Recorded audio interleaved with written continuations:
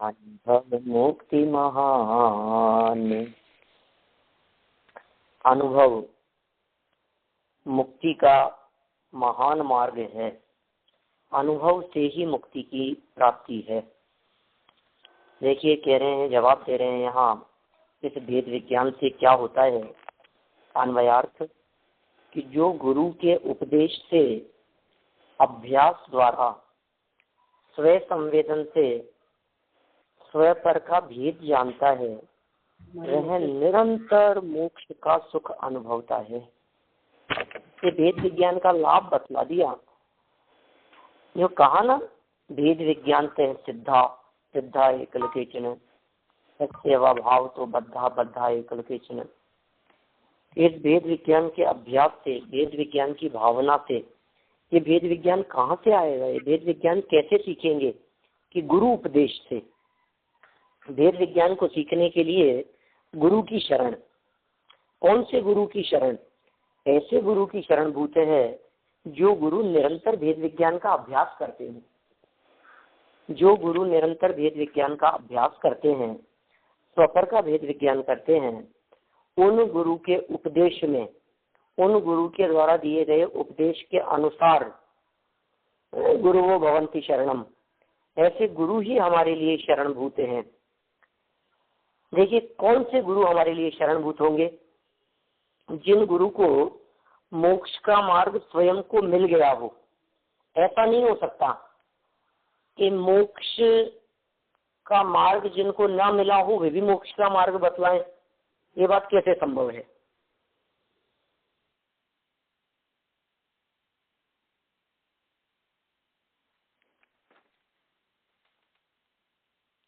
Hello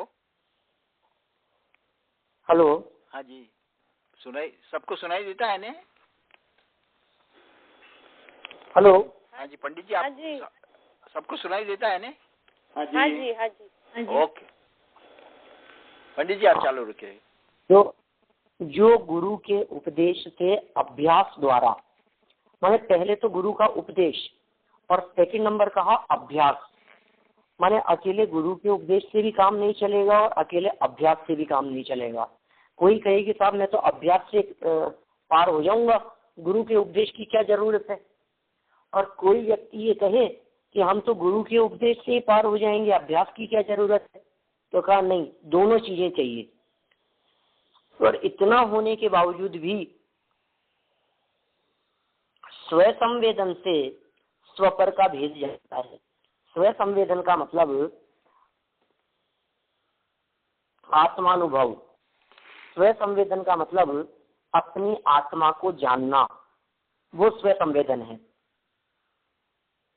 वो स्वपर का भेद जानता है, वह निरंतर मोक्ष सुख को अनुभवता है। ये भेद विज्ञान का सबसे बड़ा लाभ बतला दिया यहाँ। माने यदि आप भेद विज्ञान का अभ्यास करोगे तो आप अनंत काल तक मुक्ति की प्राप्ति करोगे, क्योंकि भेद विज्ञान के फल में मुक्ति की प्राप्ति होती है। आज तक जितने जीवों ने मुक्ति की प्राप्ति की है वो एकमात्र भेद विज्ञान के प्रभाव से ही मुक्ति की प्राप्ति की है। जितने जीवों ने मुक्ति की प्राप्ति की है, जो जीव मुक्ति की प्राप्ति कर रहे हैं, भविष्य में जो जीव मुक्ति की प्राप्ति करेंगे, उन सब के पीछे यदि कोई कारण है तो बस एक ही कारण है। वो क्या है? भेद विज्ञान।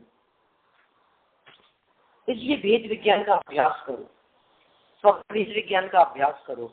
निरंतर इस प्रकार की भावना भाव कि मैं कौन हूँ और पर कौन है। अपने में अपनापन करूं और पर में परायापन करूं। अपना स्वरूप क्या है, मेरा निजी स्वरूप क्या है, वास्तविक स्वरूप किस प्रकार का है, इस बात के बारे में निरंतर अभ्यास चलना चाहिए। आखिर हूँ कौन मैं? आप भोजन करते करते इस बात के बारे में विचार कीजिए, आखिर मैं कौन हूँ? भोजन करने वाला? क्या मैं भोजन करता हूँ? क्या ये चेतन पर पदार्थों को स्पर्श करता है? क्या जड़ पदार्थों को मैं स्पर्श कर सकता हूँ? क्या चेतन पर वस्तुओं का उपभोग कर सकता है? क्या जड़ पदार्थों का उपभोग मेरे है? निरंतर इस प्रकार का अभ्यास करेंगे, आप अनुभव करेंगे धीरे धीरे करके, देह के काम होते हुए भी, देह का परिणमन होते हुए भी आप अपने आप को देह से भिन्न अनुभव कर पाएंगे। अभी तो हम भोजन करते हैं, बोलते हैं, चलते हैं, ऐसा लगता नहीं है हमारे को कि देह का काम देह में हो रहा है और मैं देह से भिन्न चैतन्य तत्व हूँ। अनुभव में नहीं आ रहा, बिल्कुल भी फीलिंग में नहीं आ पा रहा। हम इस चीज को फील नहीं कर पा रहे हैं कि मैं शरीर से भिन्न हूँ। शरीर से भिन्न बोलते तो हैं, शरीर से भिन्न कहा तो है, शास्त्र में कहा है शरीर से भिन्न। अब बस शास्त्र अनुसार जान लिया हमने, जैसा आगम में कहा है वैसा पढ़ लिया, जैसा बोला है वैसा सुन लिया। बरोबर। निरंतर जो इस बात का निरंतर अभ्यास करता है वो फिर निरंतर मोक्ष सुख को अनुभवता है। एक बात और कहूं, सिद्ध परमात्मा पर से भिन्न अपने ज्ञायक स्वभाव का निरंतर शाश्वत उपभोग करते रहते हैं। ऐसा ही स्वरूप है सिद्ध परमात्मा का। बस इतनी ही बात यहाँ इस श्लोक के माध्यम से कहना चाहते हैं। देखिए टीका पढ़ते हैं अपन। जो जानता है, क्या जानता है? स्वपर का अंतर।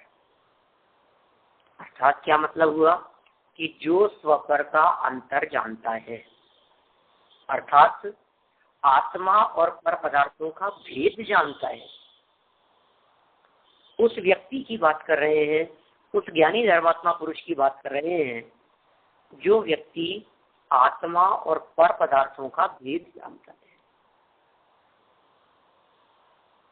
अर्थात जो अपने आत्मा को पर से भिन्न देखता जानता है। निज को निज पर को पर जान, फिर दुख का नहीं देश निदान। वर्णी जी ने लिखा है ऐसा, तेजानंद जी वर्णी ने। निज को निज पर को पर जान, फिर दुख का नहीं लेश निदान। जो अपने आत्मा को पर से भिन्न देखता जानता है,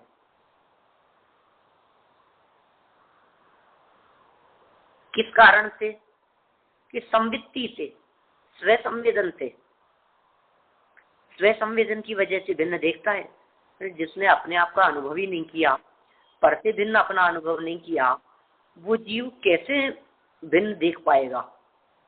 और जिसे अनुभव हो गया अपने भिन्न ज्ञायक स्वभाव का, वो अपने आप को शरीर से भिन्न देखता है, संयोगों से भिन्न देखता है।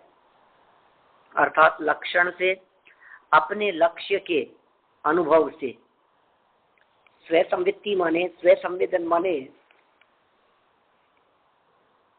अपने ही आत्मा का लक्ष्य, अपने ही आत्मा का अनुभव। उस अनुभव से किस प्रकार का है वो?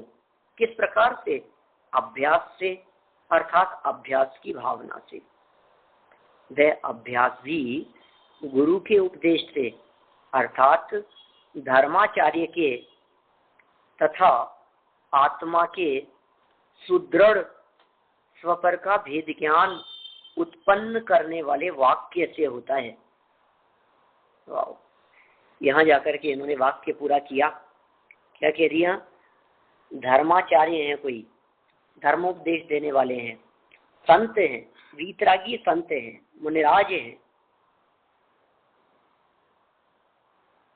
वे महामुनिराज, उनके मुख से जब हम आत्मा का और पर पदार्थों के भेद ज्ञान वाले वाक्य सुनते हैं तो फिर इस जीव को भी भेद ज्ञान के अभ्यास करने की भावना जागृत होती है। समस्त शास्त्रों का सार कहा है इसी में, इसी इष्टोपदेश नामक ग्रंथ के सेकंड लास्ट या लास्ट श्लोक में 51 नंबर का श्लोक, 50 नंबर का श्लोक, 51 में तो उसका लाभ बतलाया है, 50 नंबर का श्लोक जो सेकंड लास्ट है उसमें कहा है जीव और पुद्गल जुदा जुदा है, बस इतना जानना ही सारे शास्त्रों का सार है। जीव अलग है और पुद्गल अलग है, बस इतना ही। दोनों को भिन्न भिन्न जान लिया, जीव जुदा पुद्गल जुदा, ये अभ्यास करो। और यहाँ से अभ्यास करने की प्रेरणा दे रहे हैं। समस्त शास्त्रों का सार यही है। अब दुनिया में कौन बतलाएगा ये बातें? कैसे करें सभी वेद ज्ञान का अभ्यास? आप कोई भी प्रकरण देखिए, मान लीजिए उदाहरण के तौर पर गोमठ सार पढ़ रहे हैं, कर्म की चर्चा कर रहे हैं, तो कर्म की चर्चा करते समय, कर्मकांड पढ़ते समय भी, ज्ञानावरणादि कर्मों की चर्चा करते समय भी निरंतर ये भेद बराबर चलना चाहिए कि कर्म भिन्न है और मैं भिन्न हूं। कर्म न्यारा और मैं न्यारा। कर्म इस जीव को सुखी दुखी करने में समर्थ नहीं है, कर्म इस जीव का कुछ बिगाड़ने में समर्थ नहीं है। मैं कर्म से भिन्न, कर्म बंधन से भिन्न, ऐसा भेद विज्ञान का अभ्यास हो निरंतर। चरणानुयोग की चर्चा करें, बोलो तो कैसी बात ख्याल में आएगी? ओहो, जमीन देख करके चलना, चींटियां मर न जाए। किंतु ये जो 3 इंद्रिय जीव दिखाई देते हैं, जो चींटी आदि है, ये जीव नहीं है, शरीर और आत्मा के द्वारा मिली हुई ये असमान जातीय द्रव्य पर्याय है, जिसे चींटी कहने में आता है। ये भेद विज्ञान बराबर चले, गुणस्थान की चर्चा चले, लेकिन गुणस्थानातीत भगवान आत्मा याद आए, सार्थकता है भाई। तभी अब हम गुणस्थान की चर्चा करें और गुणस्थानातीत भगवान आत्मा याद नहीं आए हमारे को। मार्गणा स्थान की चर्चा करें और मार्गणाओं से पार अपना ज्ञायक स्वभाव ख्याल में नहीं आवे, बोलो क्या मतलब निकला फिर उस चर्चा का? गति की चर्चा करें और गति से पार देह की चर्चा करें और देह से भिन्न ज्ञायक नहीं दिखे, यही तो अभ्यास करना है हमारे को। भोजन करें और भोजन से भिन्न, चलें और चलने से भिन्न, बोलें और बोलने से भिन्न, खाएं और खाने से भिन्न, नहाएं और नहाने से भिन्न, वस्त्र आभूषण अलंकार सब हो, लेकिन सबसे भिन्न अपना चैतन्य तत्व दिखता रहे। ये भेद विज्ञान, ये क्यों होता है ऐसा? देखिए, धर्माचार्य के द्वारा आत्मा के सुदृढ़ स्वपर का भेद ज्ञान उत्पन्न करने वाले वाक्य, कितना सुंदर कथन है। वापस देखिए क्या लिखा, धर्माचार्य के तथा आत्मा के गुरु के उपदेश से, माने धर्माचार्य के उपदेश से, ऐसा है ना, जो अभ्यास होगा वो गुरु उपदेश से होगा, माने धर्म आचार्य के उपदेश से होगा। और कैसा उपदेश कि आत्मा के सुदृढ़ स्वपर का भेद ज्ञान उत्पन्न करने वाले वाक्य। ये कैसे वाक्य होंगे? टंकोत्कीर्ण ज्ञायक स्वभाव को दिखाने वाले वे वाक्य किस प्रकार के होंगे? वाक्य कहने की तो बहुत दूर की बात है, उनका तो जीवन इस प्रकार का दिखता है जिसको देख करके वेद विज्ञान का अभ्यास हो जाता है। एक मुनिराज बैठे हैं, चारों तरफ से अग्नि जला दी गई है, उनके ऊपर तेल डाला जा रहा है, घी डाला जा रहा है, अग्नि में झोंक दिया गया है, लाल मिर्च और नमक उनके ऊपर फेंका जा रहा है, और वे मुनिराज अत्यंत शांत भाव से बैठे हुए हैं, अपने स्वरूप की साधना कर रहे हैं, अंतर्मग्न होकर के त्रिकाली ध्रुव ज्ञायक का अवलंबन लेकर के स्वरूप की साधना कर रहे हैं। बोलो कैसी गजब बात होगी। उनको देख करके नहीं लगता हमारे को ऐसा? आखिर ऐसा कौन सा बल है उनके पास में, ऐसी कौन सी कला है जिस कला के बल पर उन पांडव मुनिराजों को वो गरम गरम लोहे के आभूषण, शरीर को चल्ली कर देने वाले, जला देने वाले, तप्तायमान कर देने वाले, भीतर से चमड़ी निकल करके बाहर निकल आए, कैसे अनुभव होता होगा उनको उन सब बातों में? लक्ष्य नहीं है उसका, सिर पे सिगड़ी जल रही है, गले में मरा हुआ सर्प पड़ा हुआ है। अरे एक चींटी एक सेकंड के लिए बदन पर चढ़ जाती है, हम तिल मिला उठते हैं, थोड़ा सा चींटी काट देना हमारे को, हल्की सी काटी उसने और बस हमारे लगता है एक मच्छर हमारे शरीर पे बैठ जाए, हम तिल मिला उठते हैं। जहां हजारों लाखों चींटियां पूरे शरीर पर बैठकर काट रही है, शरीर को छलनी कर दिया है, शरीर के अंदर प्रवेश कर गई है, घुस गई है चारों तरफ। आप सोचिए जरा, ऐसी स्थिति में शांत भाव से बैठे रहना। आखिर ये कुछ तो बात है, कुछ तो बात है, क्या होता है आखिर?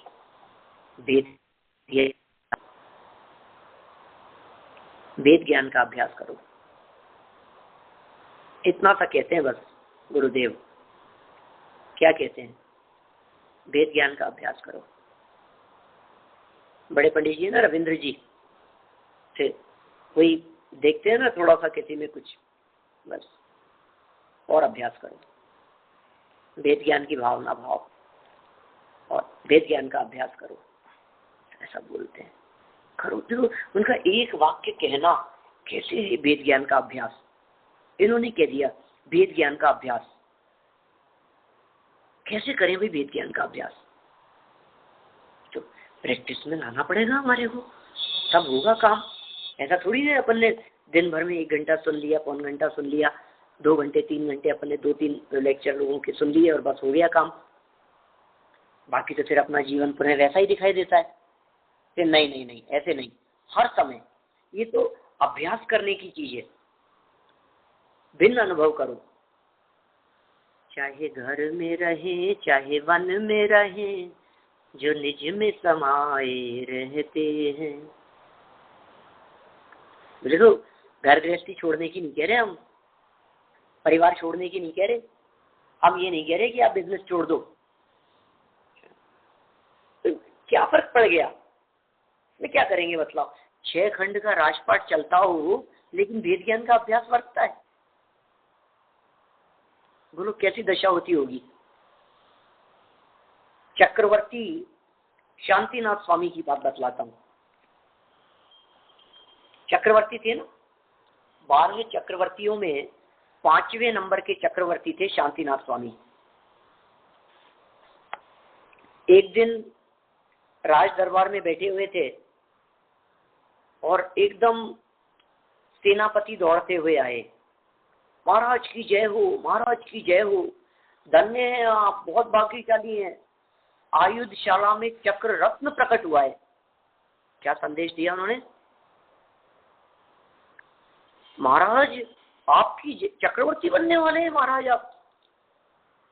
देखा ही नहीं महाराज ने, सुना ही नहीं, कर्णेंद्री का विषय बना करके भी छोड़ दिया उसको। क्या सुनना उस बात को? अरे देखो भैया क्या कर रहे हैं आप, अब 2 बार कह दिया, 3 बार कह दिया, अब ज्यादा बोलने की हिम्मत नहीं होती। मंत्री जी को कहा, सभा के लोगों को कहा कि साहब आप कहो, थोड़ा सा ध्यान नहीं दे रहे हैं, ये इतनी बड़ी उपलब्धि, हमारे जो महाराज हैं चक्रवर्ती सम्राट होने वाले हैं, हजारों राजा इनके अधीन होंगे, पूरा धरातल, पूरा भरत क्षेत्र, पूरे भरतखंड के आप राजा शासक अधिपति होने वाले हैं, धन्य। कईयों ने कहने की कोशिश कर ली, सभासदों ने कहने की कोशिश कर ली। जब बात नाक से ऊपर निकल गई तो बोले आप लोग इतने आकुलित क्यों हो रहे हैं, आप लोग इतने एक्साइटेड क्यों हो रहे हैं, क्या बात है, क्या हो गया? महाराज चक्र रत्न चक्रवर्ती, तो क्या हो गया? चक्रवर्ती पना हो गया तो मुझसे पहले अनंते जीव चक्रवर्तित्व की प्राप्ति कर चुके हैं, क्या हो गया? अरे महाराज आयुधशाला में चक्र रत्न प्रकट हुआ है, अब ऐसा नियोग है, ये तो निदत्ति निकाचित कर्म प्रकृतियों के अंतर्गत ऐसा आता है। अब आप इसे छोड़ करके नहीं जा सकते, आपको वहां चलना पड़ेगा, आयुधशाला में चलना पड़ेगा, चक्र रत्न की पूजन करनी होगी। लो, इतना कहना था कि उन्होंने कहा। शांतिनाथ क्या बोले वे? हम नहीं करते किसी जड़ रत्न की पूजा, हम नहीं चलेंगे वहां आयुधशाला में। ये सब देव योग से, पुण्य योग से प्रकट हुआ है वो, और पूर्व के चक्रवर्तियों ने भी किया है, आपको भी चलना पड़ेगा। नहीं, हम नहीं चलते। 3 लोक में वीतरागी देव शास्त्र गुरु के अतिरिक्त अन्य किसी के आगे हमारा मस्तक नहीं झुकता। चक्र रत्न को जरूरत हो तो आ जाए हमारे सामने, यहीं इतना कहना था और आयुध चालासी चक्र रत्न उठ करके उनके राज दरबार में आ गया। बोलो आप, क्या गजब घटना घट गई। सब आश्चर्यचकित हो गए, देखते रह गए सब महाराज अब ये तो यहीं आ गया है, अब चलो इसकी ठाट बाट से पूजन कर ले। कि हम नहीं करते जड़ लक्ष्मी की पूजन, हम चैतन्य तत्व की पूजन करने वाले हैं, हम ज्ञान लक्ष्मी की पूजन करने वाले हैं, हम जड़ रत्नों की पूजन नहीं करते। ओहो, कर लो तुम्हें जो करना हो। कर लिया कि महाराज अब आपको चक्र रत्न के पीछे पीछे 6 खंड जीतने के लिए रथ पर बैठ करके तो चलना ही पड़ेगा, ये काम कोई दूसरा नहीं कर सकता। क्या अब इसमें आपकी कुछ भी नहीं चलेगी। चक्र रत्न अपने आप उठ करके आ गया, पूजन कर ली, जो होना था सो हुआ गया यहाँ पर सब कुछ। अब तो आपको 6 खंड जीतने के लिए चलना ही पड़ेगा। तो पता है क्या जवाब दिया शांतिनाथ स्वामी ने? कहा ठीक है चलो, जो यहाँ करते हैं वो रथ पे बैठे बैठे करेंगे, जो रथ पे करेंगे, जो यहाँ करते हैं आत्म आराधना, भेद ज्ञान का अभ्यास, स्वपर भेद विज्ञान, आत्म स्वभाव का अनुभव, उसका रसास्वादन, चिंतन मनन, कहीं भी रहो, सेना रथ सिपाही सब चलते रहना अपने अपने। और हम तो यहाँ जो काम करते हैं वहां बैठे बैठे भी हमें तो वही काम करना है, हम तो सहज ज्यादा व्यस्त करते हैं। ऐसा वेद ज्ञान का अभ्यास करते हैं लोग, ऐसे ज्ञानी धर्मात्मा पुरुष। कहीं भी रहो, क्या फर्क पड़ता है, बंद कर दो सब कमरे में, अब नहीं हो रहा, अब नहीं कर सकते, तो वेद ज्ञान का अभ्यास नहीं करोगे, ठीक है अब नहीं करूंगा, फिर चले गए अंदर में। दुनिया कोई रोक सकती है क्या? दुनिया में किसी की ताकत है क्या जो किसी को वेद ज्ञान का अभ्यास करने से रोक ले? किसकी ताकत है? दुनिया के हर काम में कोई ना कोई व्यक्ति रोक सकता है, टोक सकता है, परेशान कर सकता है, लेकिन वेद ज्ञान का अभ्यास करने में, अनुभव करने में, स्व संयुक्ति, स्व संवेदन, अपने स्वभाव का अवलंबन, आंखें बंद अपने में चले गए, कौन रोके? नहीं करने देंगे ध्यान, नहीं बैठोगे, सीधे नहीं बैठ सकते, बैठने नहीं देंगे इनको, आंखें बंद करके नहीं बैठ सकते, हाथ पे हाथ करके नहीं बैठ सकते, कोई बात नहीं साहब, सो तो सकता हूँ ना, क्या सो जा चुपचाप, लेटे लेटे आत्मा का ध्यान करे। बोलो क्या करे? बिस्तरों में पड़े पड़े आत्मा का ध्यान करे, आंख बंद करके लेट जाए और स्वपर भेद विज्ञान करता रहे। वाह रे वाह, कर्मों का खेल। उदय की स्थिति बड़ी स्वाधीन है, उदय अपना काम करता है, ज्ञान अपना काम करता है, इनको अपना काम करने दो, मैं अपना काम करता रहूं। ये धारा चलती है ज्ञानी जीवों के अंदर में। प्रतिकूलताओं में भी अनुकूलताओं में भी हर परिस्थिति के अंदर सहज रहते हैं। अनुकूलताएं प्रतिकूलताएं, न उन्हें अनुकूलताएं प्रभावित करती है, न प्रतिकूलताएं उन्हें खेद खंड करती है। कई मिलते हैं ऐसे महापुरुष जो प्रतिकूलताओं में विचलित नहीं होते, लेकिन अनुकूलताएं भी जिनको विचलित नहीं कर पाए हैं, ऐसे तो वास्तव में अच्छे ज्ञानी पुरुष ही होते हैं, तो वेद विज्ञान का अभ्यास करते हैं।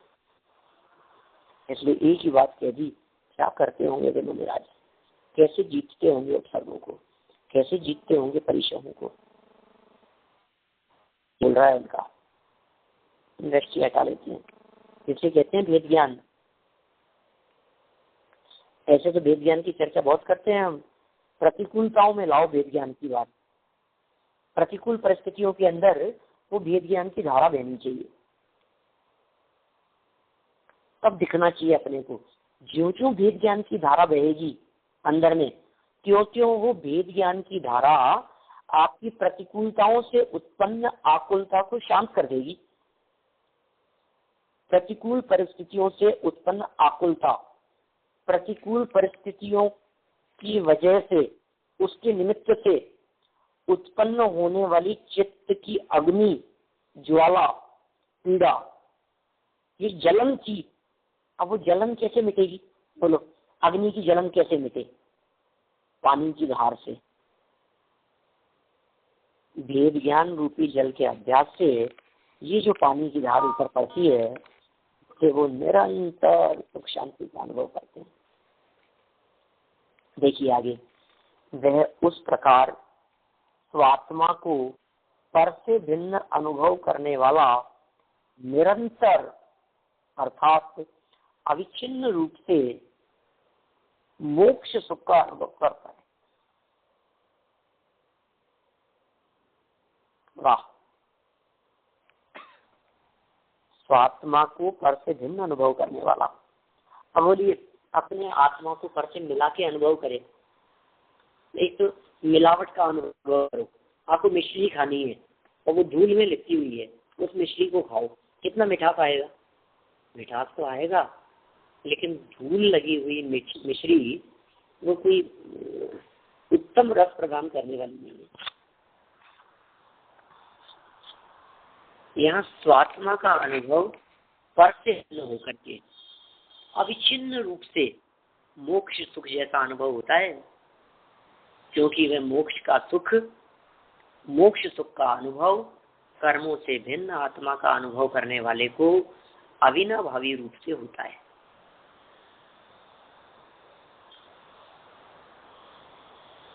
और किसी को नहीं होगा, और किसी भी व्यक्ति, क्योंकि जो पर से भिन्न कर्मों से, पर में तो कर्म भी आ गए ना, बाहरी पदार्थ तो भिन्न है ही, शरीर भी भिन्न है, कर्म भी भिन्न है, तो कर्मों से भिन्न अनुभव करने वाले को अविनाशी सुख की प्राप्ति होती है। ये अविनाशी सुख प्राप्त करने का उपाय है। कर्मों से भिन्न आत्मा का अनुभव करने वाले को अविनाशी सिद्ध समान, अविनाशी आदि अनंत,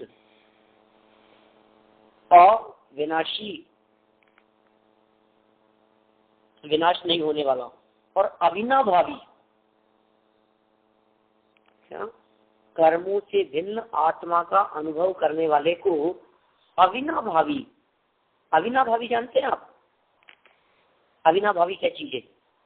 इसके बिना दूसरा नहीं हो सकता। अनिवार्य रूप से जिनकी उपस्थिति हो, दोनों जो साथ में हो, वो ऐसे संबंध को कहते हैं अविनाभावी संबंध। बिना भाव, भाव मतलब मौजूदगी, अ माने नहीं और बिना माने रहित, जिसके बिना मौजूदगी नहीं है।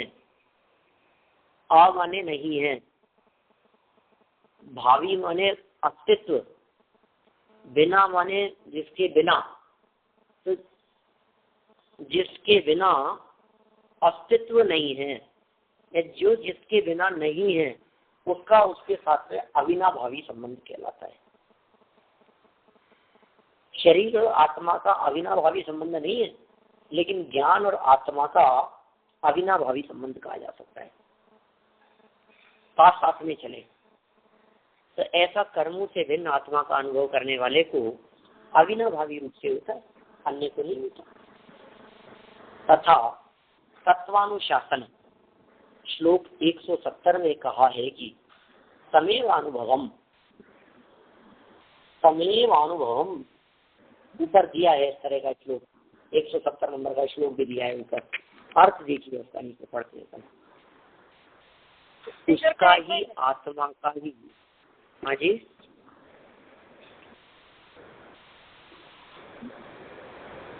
बोल रहे हैं कुछ?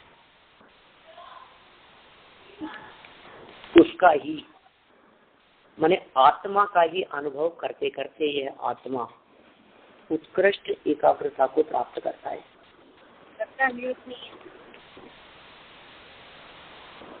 एक बार अनुभव किया, उनका जब स्वाद आया, उपयोग बाहर आया, उपयोग के बाहर आने पर दोबारा उपयोग अंदर में चला जाए, ऐसी उत्कृष्ट भावना जागृत हुई। फिर स्वभाव का अनुभव किया, अपूर्व आनंद, फिर उपयोग बाहर में आया, इधर उधर काम में लगा, उसकी खुमारी चल रही है, अंदर में उसकी भावना चल रही है, अंदर में उसकी स्मृति बराबर चली हुई है, उत्कंठा इसी बात की बनी हुई है कब अनुभव हो जाए। फिर दोबारा कब अनुभव होगा, फिर दोबारा, फिर अनुभव कर लेता है। धीरे धीरे करके वो एकाग्रता का अभ्यास बढ़ाता है और वाणी के अगोचर आत्म आधीन आनंद का अनुभव करता है। वचन अगोचर, वाणी से मैं कहा जा सके ऐसा अनुभव की बात शब्दों में क्या आएगी बताइए। अरे कोई शब्द नहीं है हमारे पास में उस आनंद को कहने के लिए। अरे ये कोई एक मिठाई खाता है ना, स्पेशल कुछ, कोई स्पेशल गुलाब जामुन बन करके आए हो, रस मलाई हो, रबड़ी, रबड़ी जानते हैं आप, वहां बनती है, मिलती है। रबड़ी क्या चीज होती है, जिसने खाई एक बार तो ये लगता है क्या रस है, कैसा रस होता है इसका, क्या स्वाद आता है। बोलो कैसा स्वाद आता है जी, बताना जरा।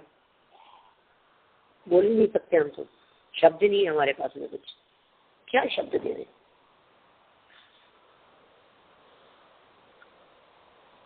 कैसे शब्द दे रहे हैं आचार्य देव, वचन अगोचर।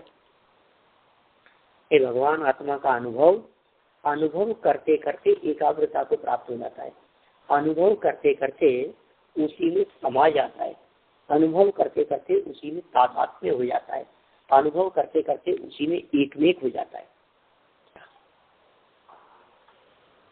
ऐसा है उसका स्वरूप।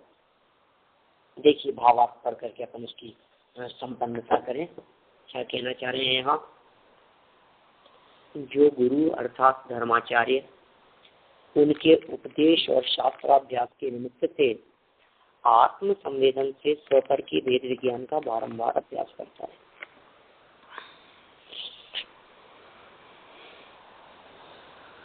जो गुरु नहीं, जो अभ्यास करता है। क्या, जो गुरु नहीं, जो तो अलग है।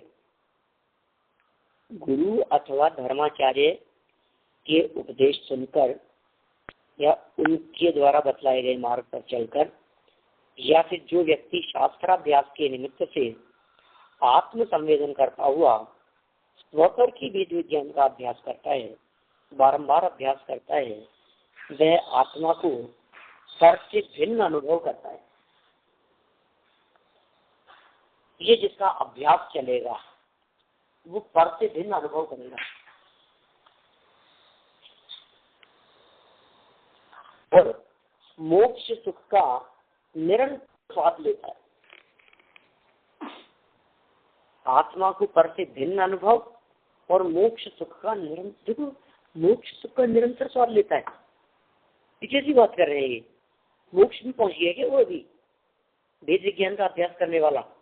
अभी तो छद्मस्त की बात कर रहे हैं और अभी कह रहे मोक्ष। अरे भैया, मोक्ष सुख हो या चौथे गुणस्थान वाले का सुख हो, जाति अपेक्षा से दोनों के सुख में रंच मात्र भी अंतर नहीं है।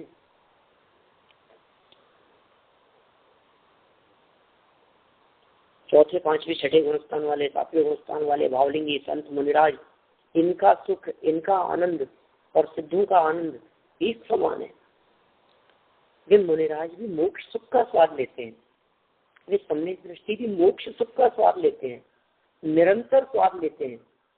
कंटिन्यूअसली उसका स्वाद चलता रहता है, कंसिस्टेंटली उसका स्वाद चलता रहता है, क्योंकि मोक्ष सुख का अनुभव आत्मा को कर्मादि से भिन्न अनुभव करने वाले को ही होता है, अन्य को नहीं।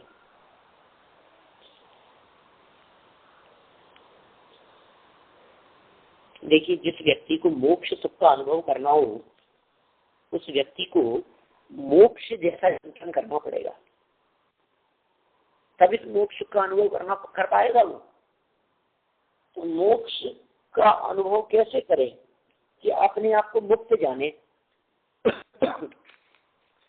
कि किससे मुक्त जाने अपने आप को? द्रव्य कर्म, भाव कर्म, नौ कर्म से भिन्न जानो। सिद्ध परमात्मा कैसे होते हैं, मतलब मुक्त परमात्मा कैसे होते हैं? जैसे मुक्त जीव होते हैं वैसा अभ्यास करो आप। कैसे होते हैं मुक्त जीव, बताओ तो सही हमारे को।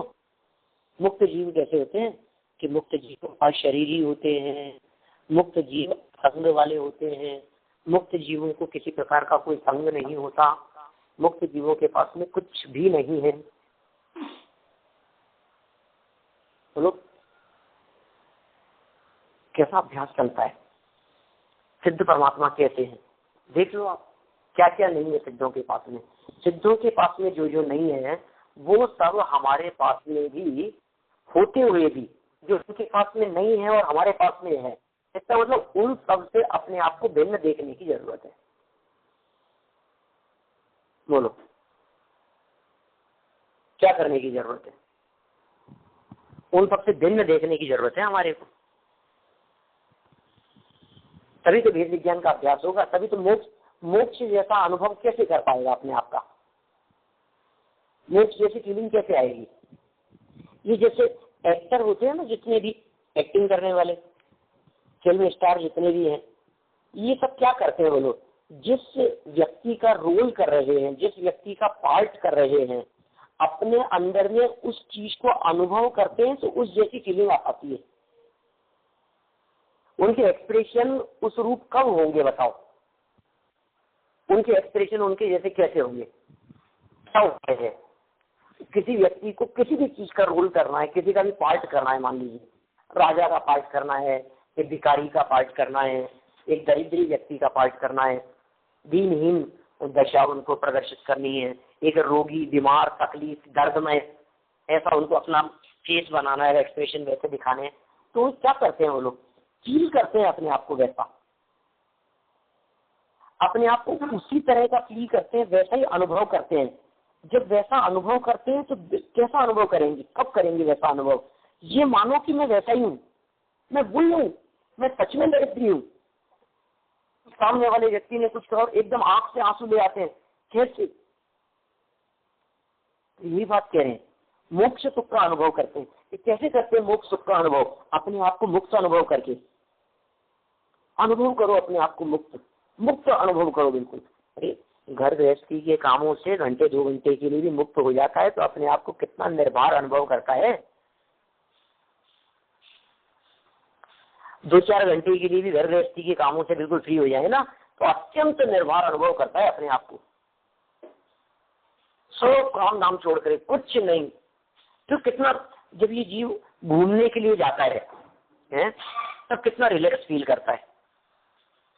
जब छोड़ करके कहीं चला जाता है, घर छोड़ दिया, दुकान छोड़ दिया, बिजनेस छोड़ दिया, काम नहीं है, जॉब पर नहीं जाना है, कहीं नहीं जाना है, सब छोड़ करके, ये क्या हुआ था? वेकेशन मनाने के लिए गए हुए हैं, 4 दिन के लिए छुट्टी। अभी कहाँ गए हुए हैं? अभी लॉन्ग वीकेंड है ना ये वाला भी, और नहीं आपके नहीं चलता, 15 अगस्त की थोड़ी ना होती है आपके यहाँ छुट्टी। तो ये तो हमारा स्वतंत्रता दिवस है, आप लोगों का तो गया। तो मेरा कहने का मतलब ऐसा अनुभव करता है फ्री होकर के बिल्कुल। जब दुकान पर रहता है, इधर उधर बाजार में रहता है, वहां से घर आकर के बिल्कुल जब फ्री होकर के बैठता है तो कितना रिलैक्स महसूस करता है। इतना सा वजन उतरने से, इतने से काम का बोझ अपने माथे से उतरने पर कैसा अनुभव करने लगता है। तो हम कह रहे हैं भैया तू अकर्ता है, तू ज्ञाता दृष्टा है, 3 लोक का नाथ है, तू सिद्ध है, तू परमात्मा है। और जो बार बार में कहते थे अपने को ये बात, तू परमात्मा छू, नक्की तो कर, निर्णय तो कर। इस बात का निर्णय नहीं करता है तू। निर्णय करेगा तो किसी निष्कर्ष पे पहुंचेगा। ये निर्णय कर, बराबर निर्णय कर इस बात का, कैसा हूं मैं, फिर अनुभव करने का प्रयास कर। कैसे होते हैं सिद्ध परमात्मा? मोक्ष सुख का अनुभव करते हैं, मोक्ष सुख का, मोक्ष सुख का निरंतर स्वाद लेते हैं ज्ञानी धर्मात्मा पुरुष, मनिराज, सम्यक दृष्टि, ज्ञानी, भेद विज्ञानी, 4-5वें गुण स्थानवर्ती है। आत्मा को पर से भिन्न अनुभव करता है और मोक्ष सुख का निरंतर स्वाद लेता है। क्योंकि मोक्ष सुख का अनुभव आत्मा को कर्मादि से भिन्न अनुभव करने वाले को ही होता है। कब? किनको होता है? आत्मा को कर्मादि से भिन्न अनुभव करने वाले को। मोक्ष सुख का अनुभव कौन कर पाएगा? कर्मादि से जो भिन्न अनुभव करता है अपने आप को, वो कर पाएगा मोक्ष अनुभव। आप करना चाहते हैं मोक्ष सुख का अनुभव? आप चाहते हैं कि आप मोक्ष सुख का अनुभव करें? आपको लगता है ऐसा कि हमें मोक्ष सुख का अनुभव करना चाहिए? तो कैसे करेंगे? कर्म आदि से आत्मा को भिन्न देखकर। आदि में सब लगा लेना, कर्म के साथ में जो आदि शब्द का प्रयोग कर दिया ना, आत्मा को कर्म आदि से,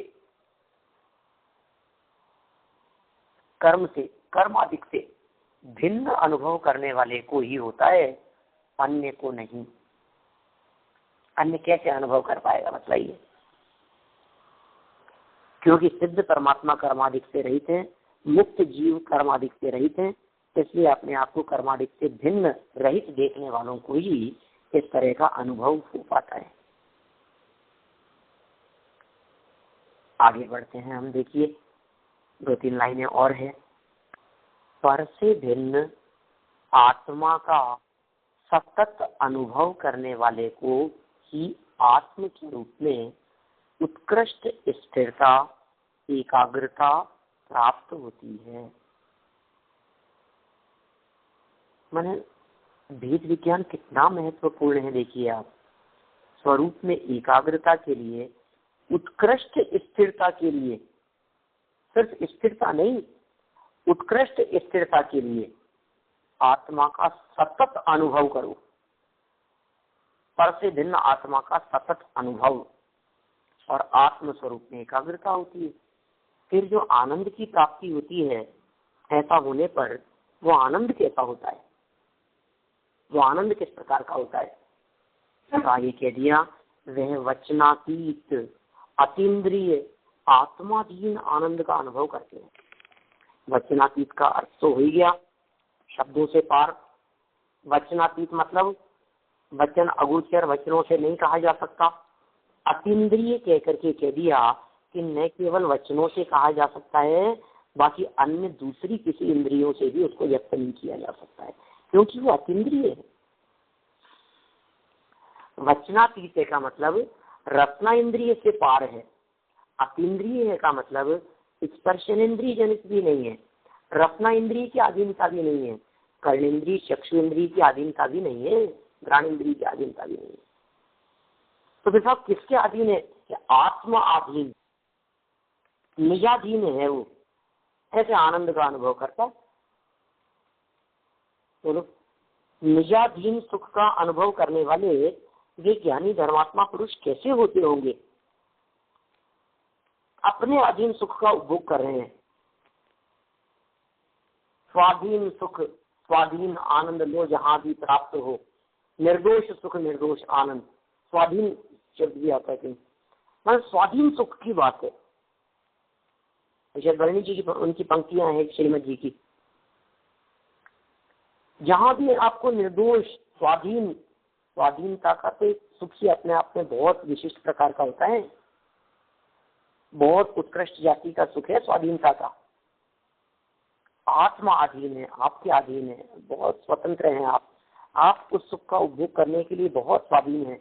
लड्डू का स्वाद लेने में स्वाधीनता नहीं है, नमकीन का स्वाद लेने में स्वाधीनता नहीं है, मिठाई फल फ्रूट खाने में स्वाधीनता नहीं है, लेकिन आत्मा का स्वाद लेने के लिए आप परम स्वाधीन है।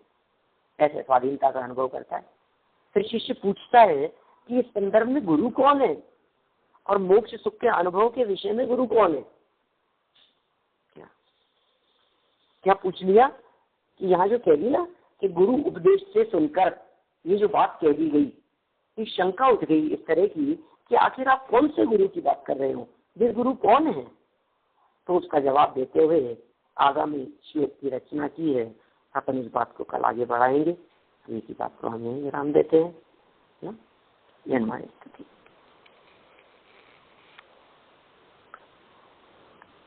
मेरा वाणी के ज्ञान के तुझे लोकालोक, सो वाणी मस्तक नमो, सदा देत हूँ रोक, सदा देत हूँ रोक।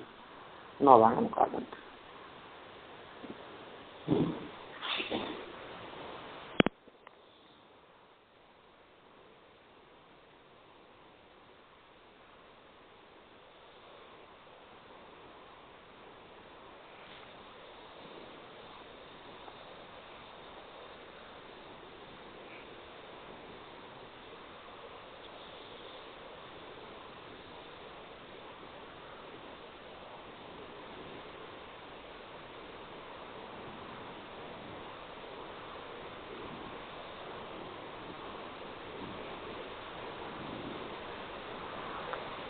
जय जिनेन्द्र। जय जयेंद्र। जय जिनेन्द्र। जय जिनेन्द्र।